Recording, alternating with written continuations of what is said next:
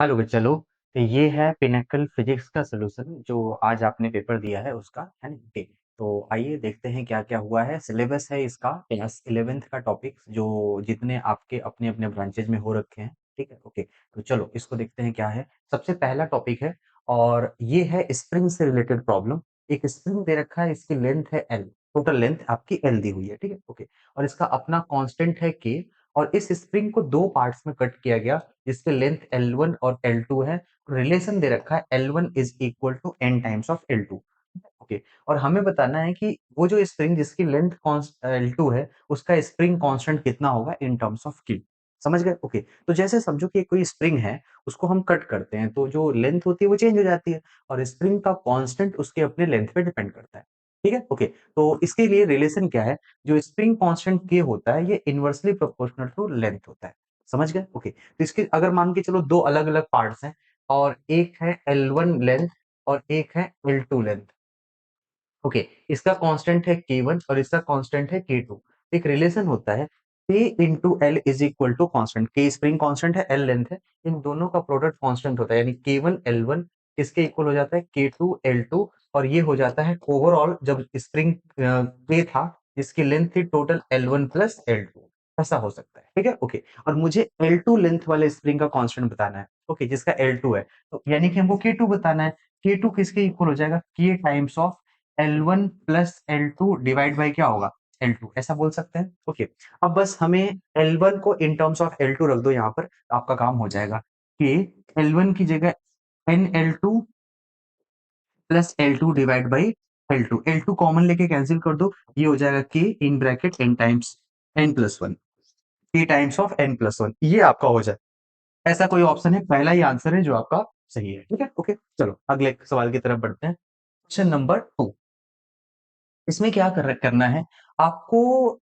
अर्थ की gravitational intensity जो surface पे होती है वो किस किस के कारण बदलती है? तो एक तो हाइट डेप्थ जानते हैं आप, शेप साइज का पता है, और साथ साथ रोटेशन का इफेक्ट है, ये उसी का प्रॉब्लम है, ठीक है, ओके। और इसमें बोला गया है कि जो जी है वो इक्वेटर पर है ना, ओके। और किसी लैटिट्यूड एंगल 30 डिग्री पर जी की वैल्यू है G5। ओके, तो इन दोनों में जो डिफरेंस है वो बताना है, बेसिकली हमको बताना है कि हम इक्वेटर से 30 डिग्री पे जाएंगे तो जी में कितने का चेंज आएगा। तो आप ऐसे समझिए, जी किसी भी एंगल फाइव पर, यानी जिसको जी डैश बोलते हो, कि g minus r omega square cos square lambda, और लैम्डा क्या होता है? लैटिट्यूड एंगल, है ना, ओके। अब इसी के बारे में हमको बात करनी है। देखो क्या करेंगे, अब इसका चेंज मुझे बताना है, तो g minus g at angle five equal to r times of omega square cos square five, और फाइव किसके इक्वल है? 30 डिग्री। ये जो लैटिट्यूड एंगल है वो कितना है? 30 डिग्री। 30 की वैल्यू पुट करो, ये आ जाएगा 3/4, √3/2 होगा।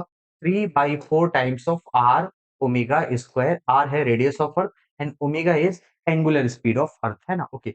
ये आपका पूरी वैल्यू आ जाती है, और इसके लिए कौन सा ऑप्शन करेक्ट हो जाएगा? ये बी ही करेक्ट हो जाएगा, ठीक है। चलिए नेक्स्ट प्रॉब्लम की तरफ पढ़ते हैं। इसके वेलोसिटी का प्रॉब्लम है। देखिए इसमें क्या बोला गया है कि अगर कोई पार्टिकल है, ओके, पहले तो ये इंफॉर्मेशन दे रखी है कि अर्थ सरफेस की एस्केप वेलोसिटी होती है 11.2 किलोमीटर पर सेकंड।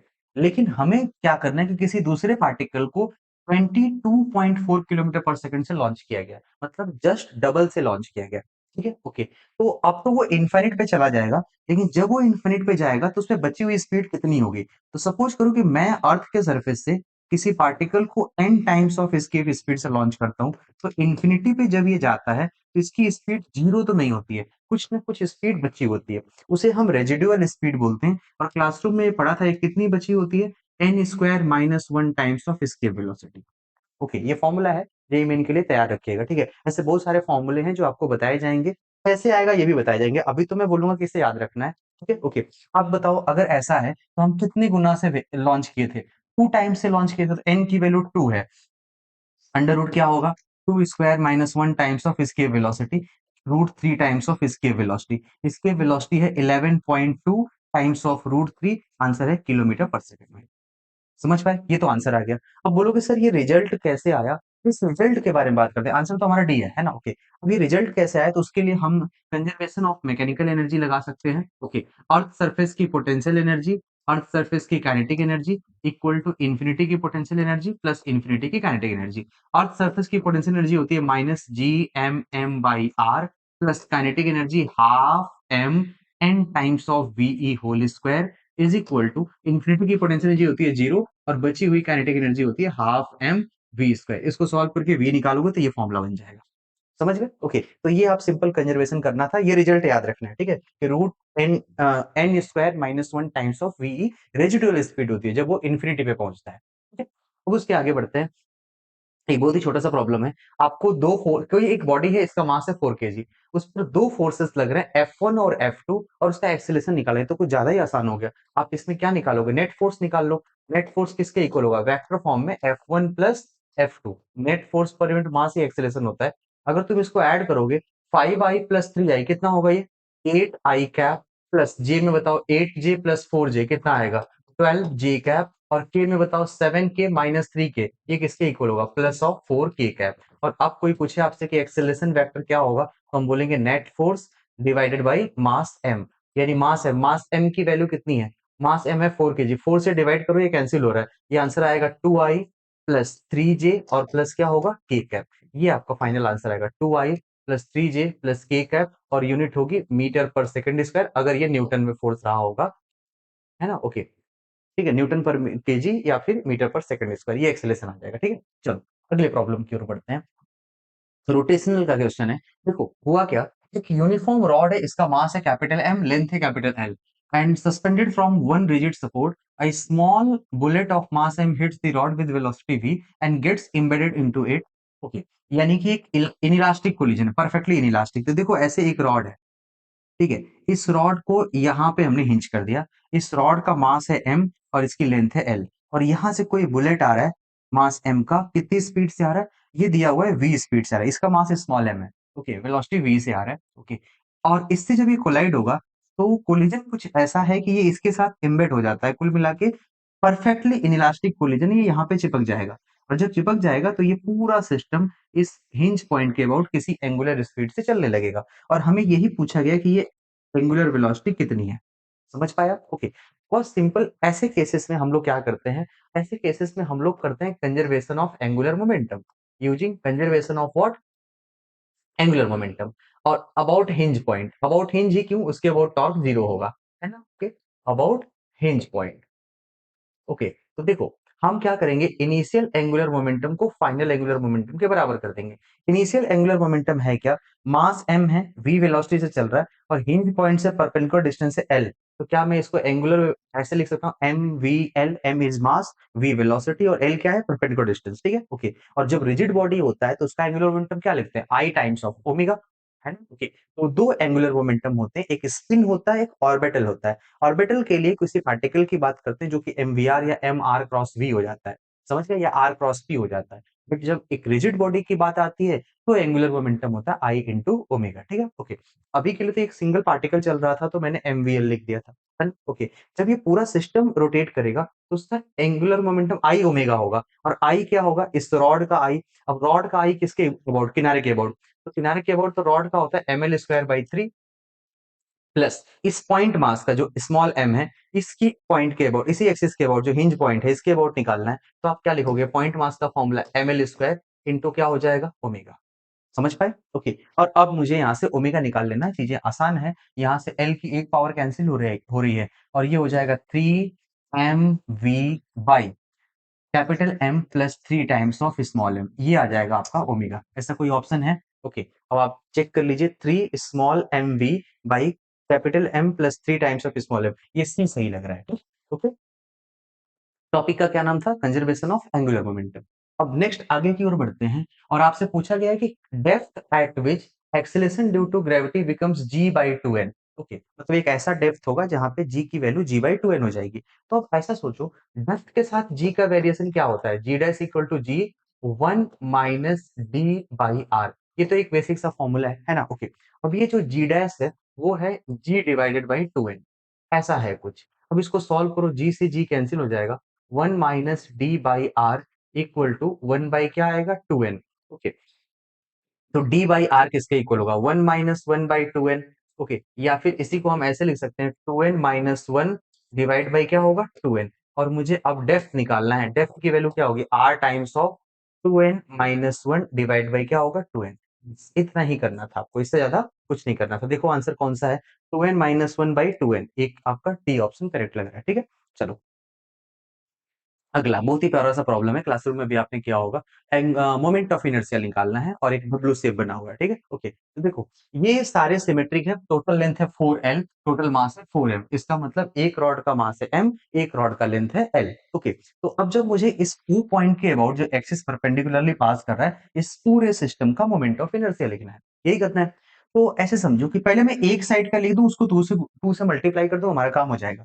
एक साइड का तो ये वाला रॉड है, इसका तो मुझे पता है ml² by 3 हो जाएगा, बट इसका कैसे लिखें, ये दूसरे वाले रॉड का, इसका अपना सेंटर ये है।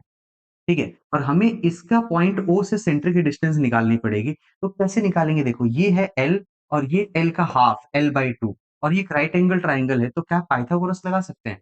इसको मान लो डी है, तो ये डी की वैल्यू किसके इक्वल होगी, √l² प्लस l/2 का होल स्क्वायर। ये जानते हैं कि इसके इक्वल होगा √l² plus l²/4, okay, √5/2 times of l। ये है डी की वैल्यू, समझ पाए, ओके, ये किसकी वैल्यू है, डी की वैल्यू है। अब मैं क्या कर रहा हूं, इस सिस्टम की मोमेंट ऑफ इनर्शिया लिख रहा हूं, आई इक्वल टू, देखो पहले तो इस सिंगल रॉड का लिखो, इस सिंगल रॉड का आ जाएगा ml² बाई, किनारे के अबाउट 3 होता है, तो ये ml² by 3 हो गया।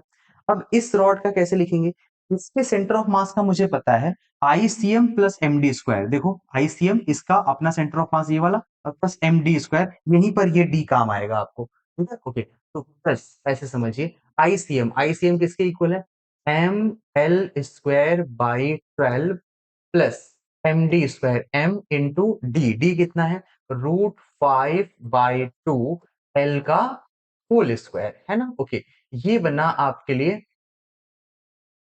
ये बना इस रॉड का, है ना, ओके, जो सेकंड रॉड है, ये फर्स्ट और ये सेकंड। अब ऐसे दो सिस्टम थे, इसमें हम दो से क्या करेंगे, मल्टीप्लाई कर देंगे, पूरे सिस्टम का आ जाएगा। एक लेफ्ट साइड का अलग, राइट साइड का अलग, दोनों सिमेट्रिक था, इसलिए डायरेक्टली हमने 2 से मल्टीप्लाई कर दिया, है ना, ओके। अब इसको सॉल्व कर लेना, सॉल्व करोगे सेकंड आंसर आ जाएगा। ठीक है, चलो आगे की ओर बढ़ते हैं। नेक्स्ट आपके पास प्रॉब्लम है, एक स्फीयर है, इसका मास m और रेडियस कितना है r है, ओके, मतलब नॉर्मल एक स्फीयर है, solid sphere, okay, solid sphere है, ध्यान से देखिएगा। हमें बताना है moment of inertia about an axis parallel, about a parallel axis passing through a point at distance r/2 from the center, okay, कुछ खास है नहीं, देखो ये एक सॉलिड स्फीयर है और ये सेंटर है, यहां से r/2 डिस्टेंस पर एक और एक्सिस पास कर रहा होगा, इसका मोमेंट ऑफ इनर्शिया कितना होगा। तो भाई ये तो बहुत आसान है ना, पैरेलल एक्सिस थ्योरम लगा दो। पैरेलल एक्सिस थ्योरम क्या कहता है, I equal to I center of mass और प्लस md², बस यही करना है। आई सेंटर ऑफ मास कितना है, सेंटर ऑफ मास के अबाउट सॉलिड स्फीयर का होता है 2/5 mr² प्लस mr², r कितना है, एक सेंटर ऑफ मास से उस एक्सिस के डिस्टेंस जहां से हमको निकालना है, ओके, तो ये तो डिस्टेंस क्वेश्चन में दे रखा है r/2, ओके, तो जहां d है उसकी जगह आप क्या लिख सकते हो, r/2 का स्क्वायर। अब इसको सॉल्व कर लो, 2/5 mr² प्लस mr² बाई क्या होगा 4, ओके, अब ये देखो ये कितना आएगा, ये आएगा 20, और 8 प्लस 5 ये कितना हो जाएगा 13 mr², है ना, 13 mr² by 20, कोई ऑप्शन है, जी हाँ, सेकंड डी ऑप्शन है, ठीक है, ओके। आगे की तरफ बढ़ते हैं, और एक डिस्क है, मास m दिया हुआ है, डिस्क से कोई फर्क नहीं पड़ता, सब कुछ k² by r² के टर्म में है, तो सिंपल एक रिजिड बॉडी की रिलेशन के बारे में बात करना है। हमसे पूछा है कि वो रोल कर रहा है ना, रेडियस r है और विदाउट स्टॉपिंग, हाँ ठीक है कोई बात नहीं, एंगल ऑफ इंक्लिनेशन आपको थीटा दिया है, ओके, रेस हॉरिजॉन्टल से ही दिया है, वर्टिकल से नहीं दिया है, क्वेश्चन को ध्यान से पढ़ लीजिए, हॉरिजॉन्टल से ही दिया है।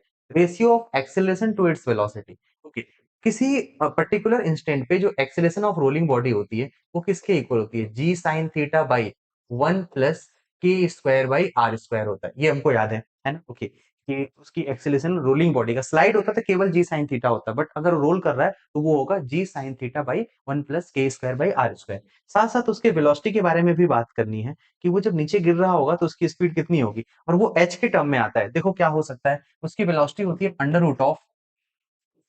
√2gh upon 1 plus k² by r², ये वेलोसिटी होती है, इन्हीं दोनों को डिवाइड कर दो, ये हमारा आंसर है। एक्सेलरेशन बाई वेलोसिटी, एक्सेलरेशन किसके इक्वल है, g sine theta by 1 plus k² by r², और वेलोसिटी से डिवाइड करना है, तो मैं एक काम करता हूँ, मैं ऐसे लिख देता हूँ √2gh और ऊपर हो जाएगा √1 plus K square by R square. Okay, अब देखो ये साइन थीटा तो बाहर ही रहेगा, ठीक है, ओके।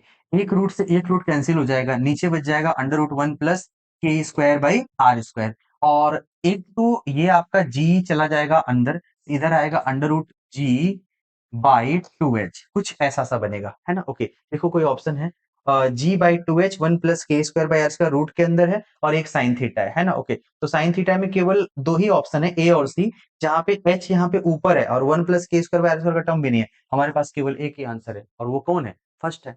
ओके, एक बार फिर से सुन लीजिए।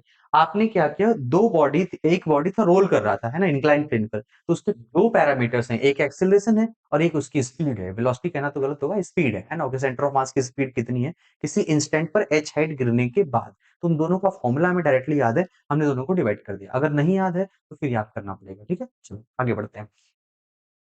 अगला जो प्रॉब्लम है उसमें बोला क्या गया है कि दो डिस्क हैं, है ना। ओके, और ओमेगा 1 ओमेगा 2 स्पीड से चल रहे थे, ओके, सेम डायरेक्शन में, और दोनों की मोमेंट ऑफ इनर्शिया सेम है। अब दोनों को कपल्ड करके एक साथ कर दिया जाए, कोइंसाइड कर दिया जाए, ओके, इस केस में दोनों एक साथ चलने लगेंगे, है ना, तो कुछ एनर्जी का लॉस होता है। उसमें हमें एक फॉर्मूला याद है, ओके। जैसे एक समझो कि एक हमारे पास रिजिड बॉडी है, उसकी मोमेंट ऑफ इनर्शिया है I1 और ये घूम रहा है कितनी स्पीड से? ओमेगा 1 से। सिमिलरली दूसरा है, इसकी मोमेंट ऑफ इनर्शिया है I2 and it is rotating in the same direction with angular speed omega.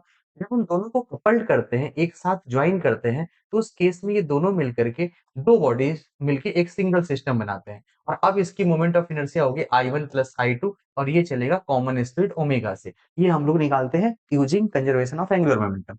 लेकिन इस प्रोसेस में एनर्जी का लॉस होता है और एनर्जी के लॉस का फॉर्मूला हम निकाल तो सकते हैं, तो हम लोग डायरेक्ट याद रखते हैं। रिकमेंड करूंगा कि आप लोग भी याद रखिए, loss in kinetic energy in this process is equal to half I1 I2 by I1 plus I2 into omega 1 minus omega 2 का होल स्क्वायर। ये है आपका लॉस इन काइनेटिक एनर्जी का फॉर्मूला। जब हम दो अलग अलग रोटेटिंग बॉडी को क्या करते हैं, मिलाते हैं, खास करके दो डिस्क होते हैं, दो प्लेट्स होते हैं, तो ये ज्यादा क्वेश्चन यूज में आता है। सुनो, आई और आई दोनों सेम है, तो आप ऐसे लिख दो ना, half i into i by i plus i कितना होगा? 2i into omega 1 minus omega 2 का होल स्क्वायर। अब यहाँ से एक आई कैंसिल हो जाएगा और 1/2 और ये 2, ये क्या हो जाएगा? 1/4 आई ओमेगा 1 माइनस ओमेगा 2 का होल स्क्वायर। सीधे फॉर्मूला पूछा हुआ है, इसमें कुछ खास है नहीं। ओके, तो ऑप्शन आपका कौन सा हो जाएगा? पहला ही ऑप्शन है, इसमें ज्यादा सोचने की जरूरत नहीं है। ओके, अगर आपको ये फॉर्मूला याद नहीं है तो क्या करोगे, तुम पहले ओमेगा निकालोगे। ओमेगा कैसे? I1 omega 1 plus I2 omega 2 divided by I1 plus I2। वो कहां से आएगा? वो आएगा एंगुलर मोमेंटम कंजर्वेशन से, ठीक है।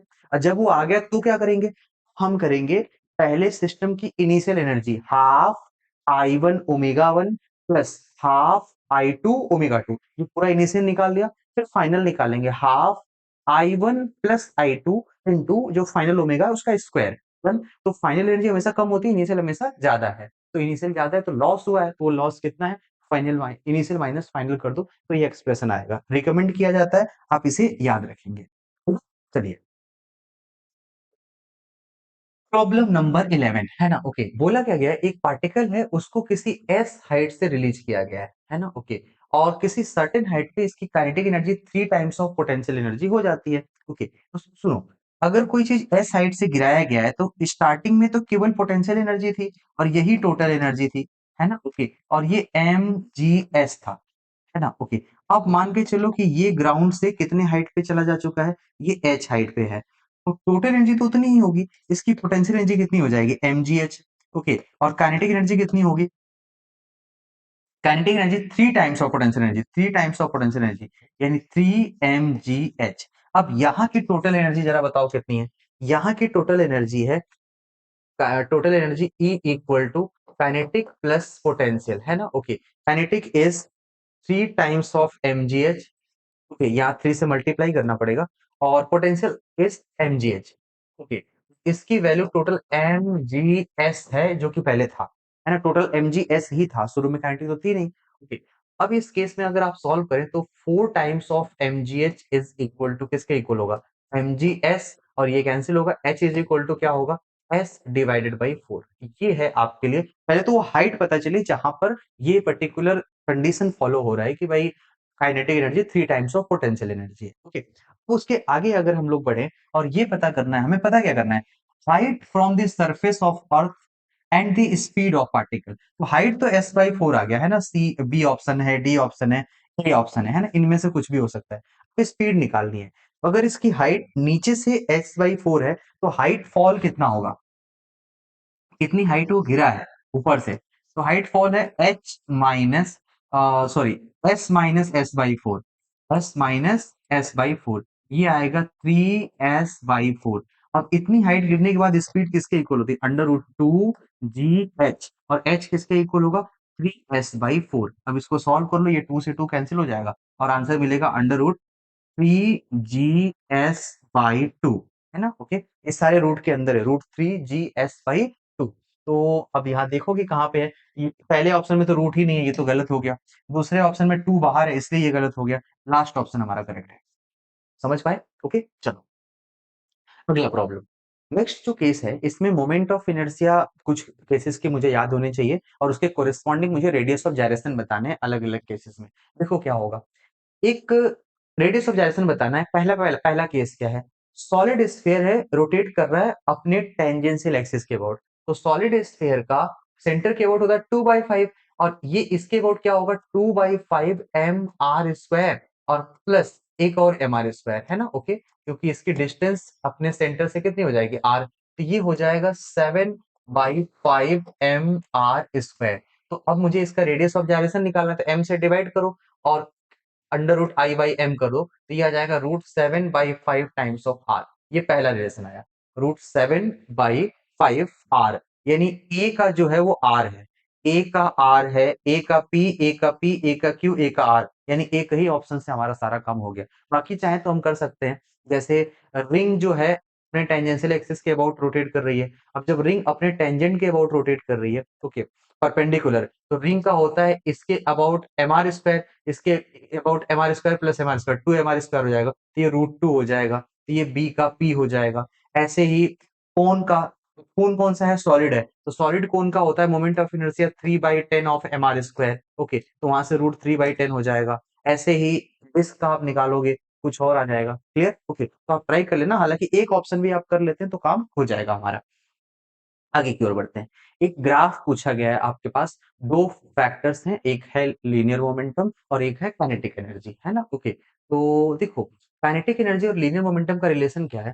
काइनेटिक एनर्जी इक्वल टू होता है p² डिवाइडेड बाय 2m। ये बेसिक सा प्रॉब्लम है ना? ओके, तो हमें इसका ग्राफ तो पैराबोला बनेगा, बट मुझे मोमेंटम और काइनेटिक एनर्जी ग्राफ नहीं बताना गया, कुछ इसमें लॉग में है, तो मुझे लॉग में बताना होगा, तो आप इसका पहले लॉग ले लो। तो ln of kinetic energy equal to ln p² by 2m, ऐसा लिख सकते हैं। ओके, अब log m बाई n ऐसा लिख सकते हैं, ln of p² minus of ln of 2m, है ना, ऐसा लिखा जा सकता है। या फिर ln k equal to 2 ln p minus of some constant.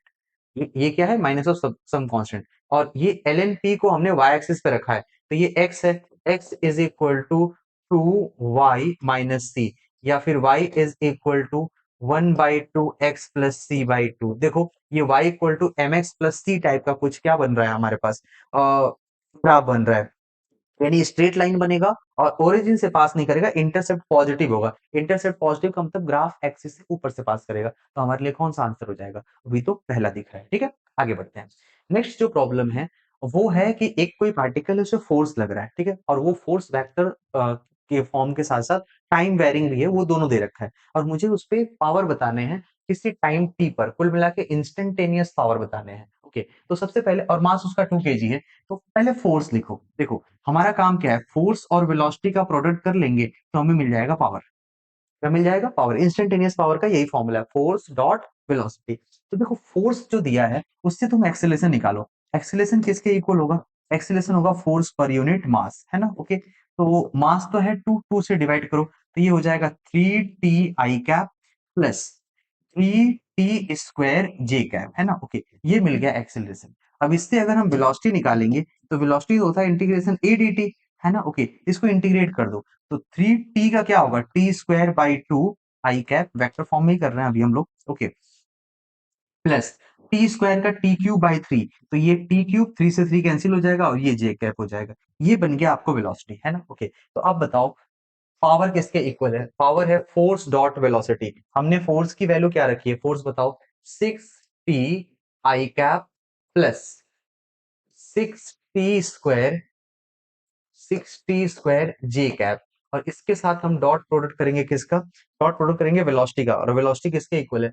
3/2 T square I cap plus T cube J cap, है ना। ओके, इन दोनों का डॉट प्रोडक्ट करना है। अब एक काम करिए, आई को आई में मल्टीप्लाई करो, जे को जे में मल्टीप्लाई करो, आंसर आ जाएगा। तो ये आई तो कंप्लीट खत्म हो गया। ओके, 18/2 ये हो जाएगा 9 T into T square T cube plus, ये बताओ ये 6 तो 6 रहेगा, 6 इंटू टी पावर 5, ये आपका फाइनल आंसर हो जाएगा 9 T cube plus 6 T power 5। और स्टैंडर्ड यूनिट अगर आप ले रखते हो तो वॉट में ही आएगा, ये वॉट में ही पूछा गया, तो पहला ही आंसर हो जाएगा आपका। ठीक है, चलो नेक्स्ट प्रॉब्लम की ओर बढ़ते हैं। हमसे क्या पूछा गया, दो बॉडीज हैं और उनके पास काइनेटिक एनर्जी इक्वल है। ये तो बहुत ही आसान सवाल हो गया।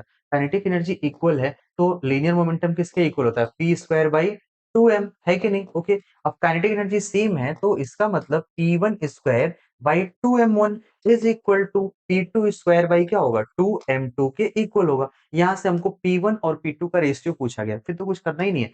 P1/P2 is equal to under root of m1 by क्या हो जाएगा? m2, यानी इनके रेशियो जो है रूट ऑफ मासेस के रेशियो में होंगे, और ऐसा केवल थर्ड ऑप्शन है, ये याद होना चाहिए आपको डायरेक्ट। ठीक, चलिए अगला, एक सोप बबल है, उसकी रेडियस को हम बढ़ा रहे हैं, है ना, सरफेस टेंशन का प्रॉब्लम है। ओके, तो उसमें हमको वर्क डन या इंक्रीज इन एनर्जी पूछा जाएगा। तो ऐसे केसेस में हम लोग लिखते हैं चेंज इन इंटरनल एनर्जी और work done is equal to surface tension into change in surface area, है ना। ओके, तो ये सरफेस टेंशन और चेंज इन सरफेस एरिया कितना होता है?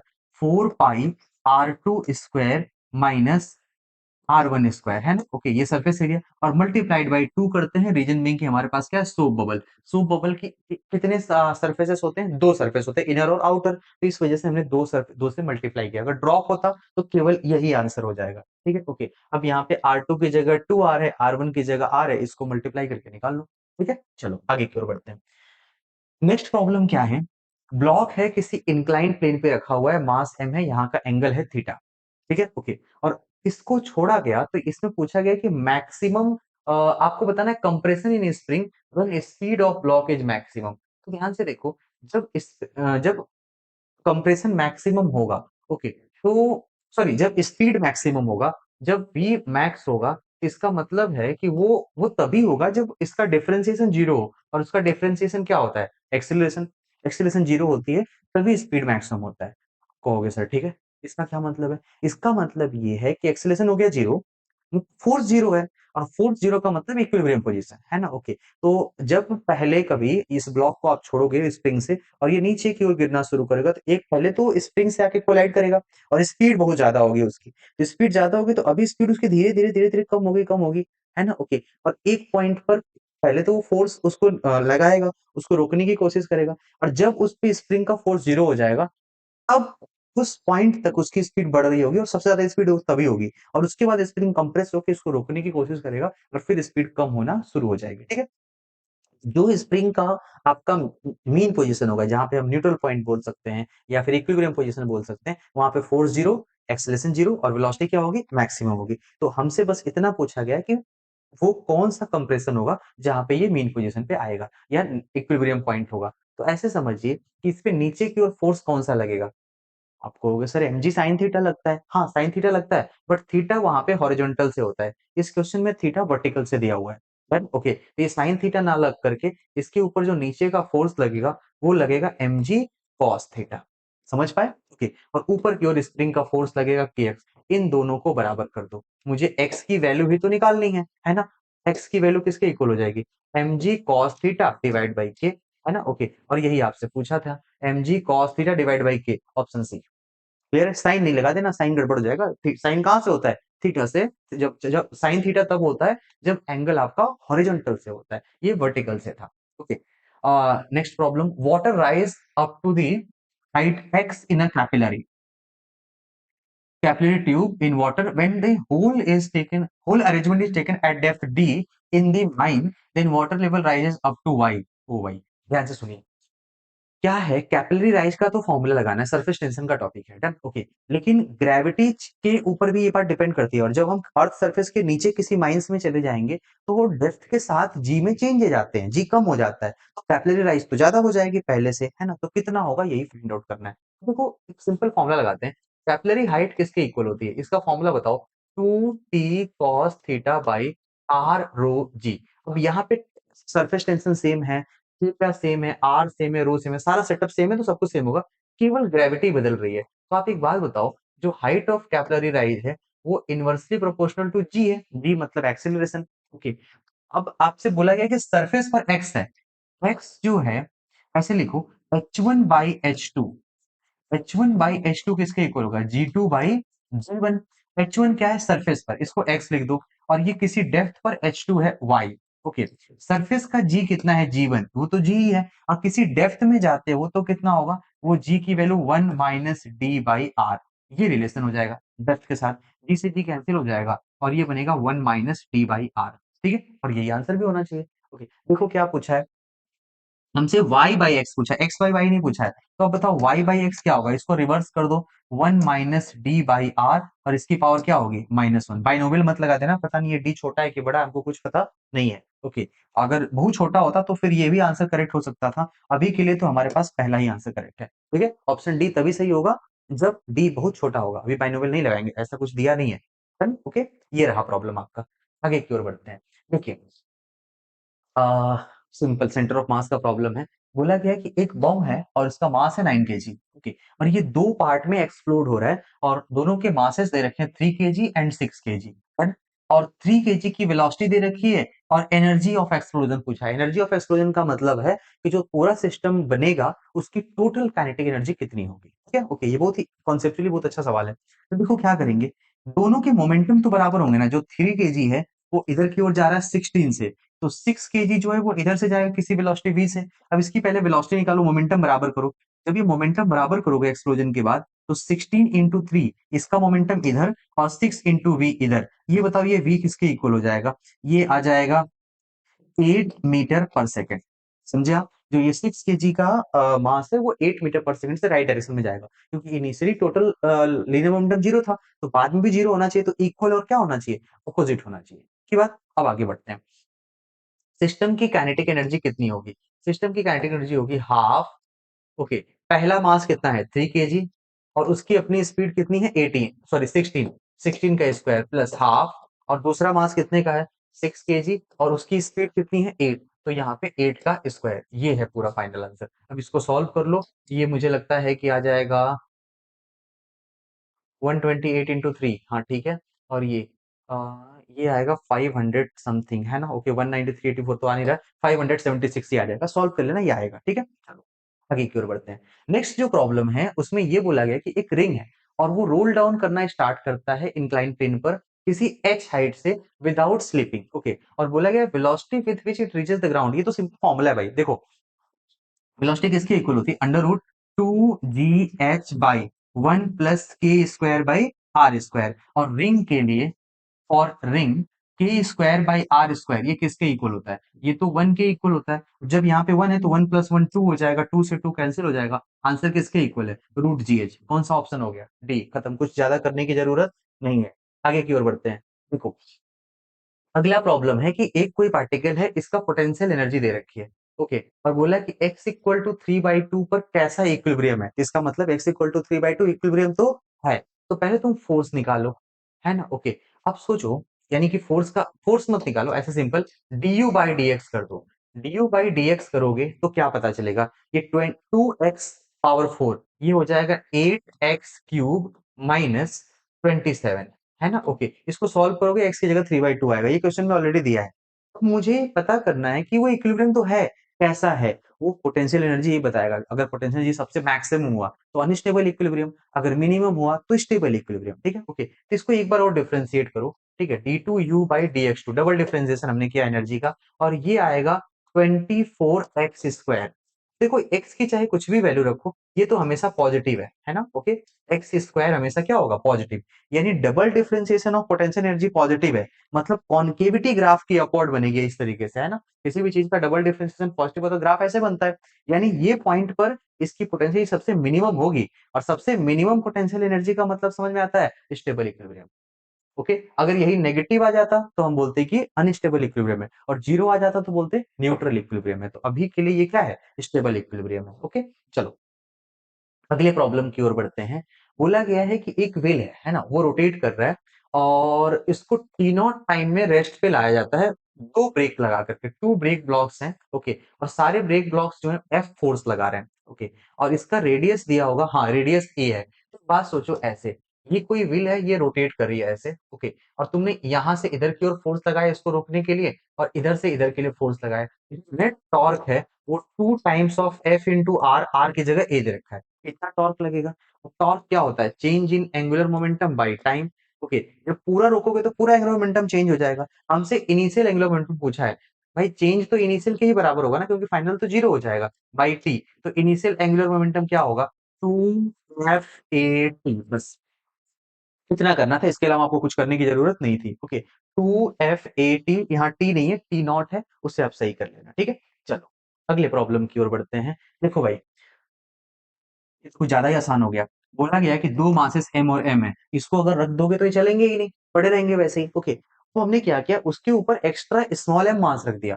तो उस एक्स्ट्रा स्मॉल एम मास की वजह से इसमें एक्सेलरेशन आएगा, और ये पूरा सिस्टम कुछ इस तरीके से चलेगा। ओके, तो किसी सिस्टम का एक्सेलरेशन कितना होता है? नेट फोर्स, जो नेट पुलिंग फोर्स है आपका इस सिस्टम को, और डिवाइडेड बाई टोटल मास, पूरे सिस्टम का टोटल मास, यही तो एक्सेलरेशन होता है स्प्रिंग ब्लॉक, सॉरी पुली ब्लॉक सिस्टम की। तो इसमें एक्स्ट्रा कौन सा फोर्स है? एम जी, इसी की वजह से चल रहा है। और टोटल सिस्टम का मास कितना है? कैपिटल एम प्लस एक और कैपिटल एम प्लस एक स्मॉल एम, बस आंसर आ गया, है ना? Okay, small M G plus two times of capital M plus small M, ये आपका आंसर हो जाएगा। ठीक है, इसको चाहो तो आप एफबीडी बना करके सॉल्व कर सकते हो, बट उतना जरूरत है नहीं, मुझे नहीं लगता कि इतना जरूरत है इसमें। ओके, चलिए अगले सवाल की तरफ बढ़ते हैं। कोई पार्टिकल है ना, ये बहुत ही प्रॉब्लम, पुराना सा प्रॉब्लम भाई, हर साल एग्जाम में मिल रहे हैं आपको कहीं ना कहीं। एक पार्टिकल है, इसको यू स्पीड से किसी थीटा एंगल पे लॉन्च किया गया, ऐसे प्रोजेक्टाइल है। ओके, जब ये अपने हाईएस्ट पॉइंट पे पहुंचता है तो इसकी स्पीड हो जाती है यू कॉस थीटा, और बोला गया है कि पॉइंट ऑफ प्रोजेक्शन के अबाउट इसका एंगुलर मोमेंटम बताओ, और इसकी हाइट उस समय एच होगी। एंगुलर मोमेंटम कैसे निकालते हैं? उसका मास एम, और स्पीड है यू कॉस थीटा, और मल्टीप्लाइड बाई उसकी perpendicular distance M V R, है ना, ये करते हैं ना एम वी आर। तो आर क्या है? यहाँ से परपेंडिकुलर डिस्टेंस एच, तो इस एच की वैल्यू क्या होगी? U square sine square theta by two g. अब इसको ले जा करके हमको पुट करना है, ये सारी वैल्यू रख दीजिएगा, थीटा की जगह 30 डिग्री रखो। ओके, और ये साइन स्क्वायर थीटा यानी कि 1/2, 1/4, 8 इंटू 2 16, नीचे आएगा 16। ओके, तो आंसर आपका कौन सा हो जाएगा? सी हो जाएगा, आप सॉल्व कर लीजिएगा। ठीक है, चलो आगे की ओर बढ़ते हैं।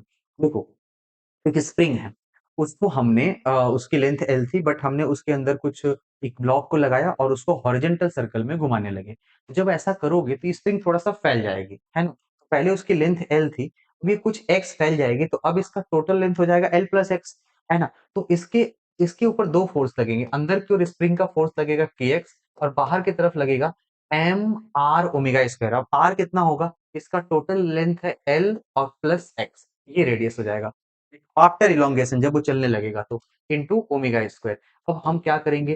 के X is equal to M L plus X times of omega square, ये कर सकते हैं। ओके, अब इसमें सारी वैल्यूज हैं, उसको पुट कर दीजिए, और एक्स और एल का रेशियो निकालना है। ओके, तो K is 12.5 times of X is equal to M 200 gram है, इसको 0.2 लिख सकते हैं। ओके, लेंथ हमें पता नहीं है, x into omega square, omega है 5, 5 का स्क्वायर हो जाएगा 25। ओके, तो ये बन जाएगा 25। अब इसको आप सॉल्व कर लीजिएगा, ये 2 हो जाएगा, 4 हो जाएगा, इसको सॉल्व करोगे एल बाई एक्स शायद आपका 2:3 आएगा, है ना? मुझे दिख रहा है कि 2:3 आ रहा है। ठीक है, करो आगे की ओर बढ़ते हैं। देखिए, एक कोई ब्लॉक है, इसका मास है 2 kg। ठीक है, ओके, और ये किसी इंक्लाइन प्लेन पे रखा गया, और यहाँ पे फ्रिक्शन है, कोफिशिएंट ऑफ फ्रिक्शन देने का मतलब फ्रिक्शन तो है। मुझे ये बताना है कि इस पे कुल कितना फोर्स लग रहा है, नेट फोर्स क्या लग रहा है। तो देखो भाई, इस ब्लॉक के ऊपर इस पे नीचे की ओर एक फोर्स लगता है एम जी साइन थीटा, और ऊपर की ओर फ्रिक्शन लग सकता है, और सबसे मैक्सिमम कितना लग सकता है, अभी मैक्सिमम लग नहीं रहा है, लग सकता है किसके equal, mu M G cos theta लग सकता है, यहां तक ये मैक्सिमम लिमिट है। तो प्रॉब्लम ये है ना कि अगर हम इन दोनों को बराबर करें तो यहां से एक रिजल्ट आता है mu is equal to tan theta, जिसको हम एंगल ऑफ रिपोज बोलते हैं। ओके, ध्यान से देखो, ये थीटा दिया है, म्यू 1/√3 है, tan 30 1/√3 ही होता है ना। ओके, तो इसका मतलब कि जब ये दोनों बराबर हैं तो ये mg sin थीटा और ये फ्रिक्शन की मैक्स वैल्यू दोनों बराबर है, इसका मतलब ये दोनों आपस में कैंसिल हो जाएंगे। ओके, और इस पे एक फोर्स लगेगा नॉर्मल और नीचे लगेगा mg cos थीटा, ये ऑलरेडी एक दूसरे से कैंसिल्ड है ना। ओके, इसका मतलब इस सिस्टम पे कोई फोर्स ही नहीं लगा। समझ पा रहे हो? ओके, हाँ, थीटा कुछ ज्यादा होता तो कुछ और सोचते हैं, बट अभी के लिए नहीं है। ओके, और ध्यान से सवाल को पढ़ना, कॉन्टैक्ट फोर्स नहीं पूछा है। कई जगह एससीवी और बाकी चीजें आप सॉल्व करोगे तो उसमें कॉन्टैक्ट फोर्स पूछा होता है, तो उसका आंसर आएगा, बट नेट फोर्स का आंसर नहीं आएगा। ठीक है, अगले प्रॉब्लम की तरफ बढ़ते हैं। तो कोई बॉडी है और उसका काइनेटिक एनर्जी को 4 गुना कर दिया जाता है, तो उसका मोमेंटम क्या होगा? बहुत आसान सवाल है भाई। मोमेंटम किसके इक्वल होता है? √2 एम के, यानी momentum directly proportional to √k है। अगर हम k को 4 टाइम्स करेंगे तो मोमेंटम किसके इक्वल होगा? ये 4 टाइम्स हो जाएगा 4k। अब ये 4 टाइम्स हो जाएगा तो यहाँ से 2 आ जाएगा, तो मोमेंटम कितना टाइम्स हो जाएगा? ये तो 2 टाइम्स हो जाएगा, इसमें कुछ खास करने की जरूरत है ही नहीं। ओके, चलो आगे की ओर बढ़ते हैं। नेक्स्ट प्रॉब्लम है, आपसे बोला गया है, अरे वाह, ये तो बोर्ड लेवल का क्वेश्चन है भाई, ध्यान से देखना। और बोर्ड का मतलब नहीं है कि मतलब ये हर जगह आता है, ध्यान से सुनो क्या कर सकते हैं। एक हाइपोथेटिकल केस है जिसमें अर्थ को श्रिंक कर दिया गया अपने वॉल्यूम का 1/64। ओके, कॉन्सेप्ट क्या लगाने वाले हैं देखो। अगर अर्थ का साइज छोटा होगा तो उसका मोमेंट ऑफ इनर्शिया कम हो जाएगा या ज्यादा हो जाएगा, कुछ ऐसा होगा, कम हो जाएगा, जनरली रेडियस कम होगा तो। ओके, अब मोमेंट ऑफ इनर्शिया कम हो जाएगा तो अर्थ बहुत तेजी से घूमने लगेगी, तो उसका टाइम पीरियड चेंज हो जाता है ना। तो डे का ड्यूरेशन पूछा जाता है कि ऐसा क्या होगा। तो सबसे पहले तुम ऐसा समझो कि जो वॉल्यूम हो गया वो 1/64 टाइम्स हो गया, है ना। ओके, वॉल्यूम होता है रेडियस का क्यूब, रेडियस का क्यूब हो गया 1/64 टाइम्स। ओके, और 1/64 टाइम्स हो गया, ये 4 का क्यूब है कि नहीं। ओके, तो इसका मतलब हो गया रेडियस जो हो गया वो 1/4 टाइम्स हो गया, हाँ या नहीं। ओके, अब बताओ मोमेंट ऑफ इनर्शिया क्या होता है? मोमेंट ऑफ इनर्शिया होता है 2/5 mr²। मैं अर्थ को सॉलिड स्फीयर मान के चल रहा हूँ। ओके, आई जो है directly proportional to R square है, तो आई कितना गुना हो जाएगा? आई हो जाएगा 1/4 का स्क्वायर, यानी 1/16 टाइम्स।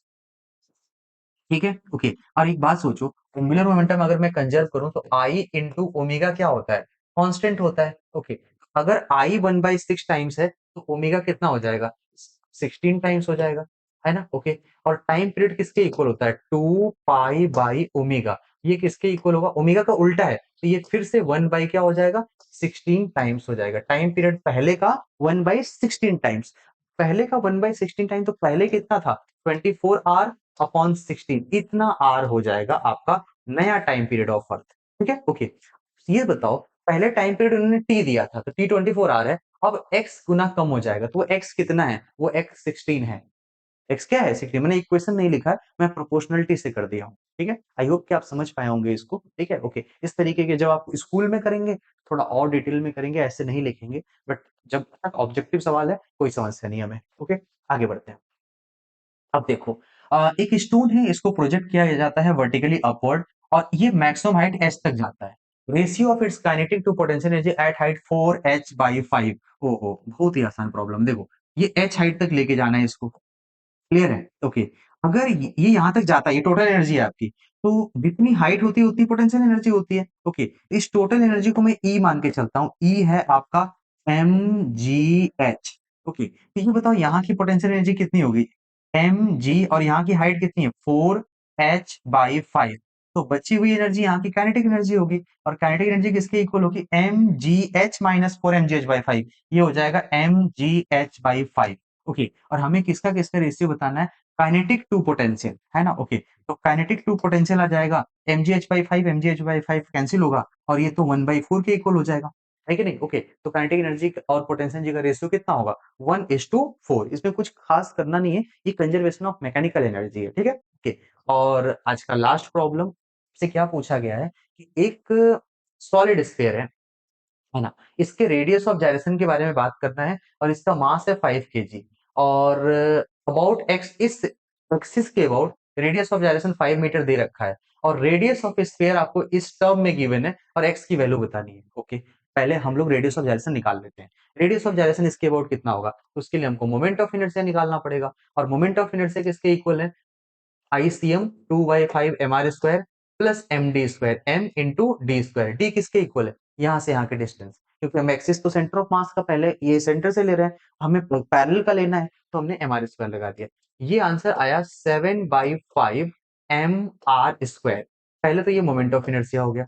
अब बताओ रेडियस ऑफ जाइरेशन किसके इक्वल होता है, under root I by M.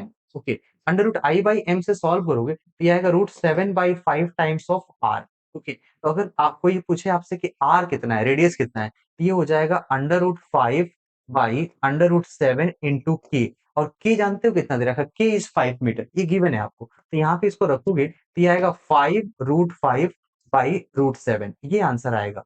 Okay, but हमसे तो पूछा गया 5x/√7, तो देखो 5x/√7, ये जो वैल्यू है वो एक्स है, एक्स की वैल्यू कितनी है, एक्स की वैल्यू √5 है। समझे आप, एक्स की वैल्यू कितनी है, √5। तो बस यही था आज का पूरा सोल्यूशन। ओके, पेपर बहुत ही आसान था, है ना। ओके, और ऐसे टेस्ट आपके होते रहेंगे आने वाले टाइम में और हम लोग इस पूरी सीरीज को कंटिन्यू रखेंगे, ठीक है। ओके, और आप लोग बताइएगा कि यूजफुल है या नहीं है, या फिर आप लोग का अपना एग्जाम कैसा गया, ठीक है। ओके, चलो मिलते हैं हम लोग अगले टेस्ट में। सिलेबस ऑलमोस्ट सेम रहने वाला है, क्लास 11th का जो जो जितने ब्रांचेज में हो रखे हैं वो सेम रहेंगे, ठीक है। चलो ओके बच्चों, थैंक यू।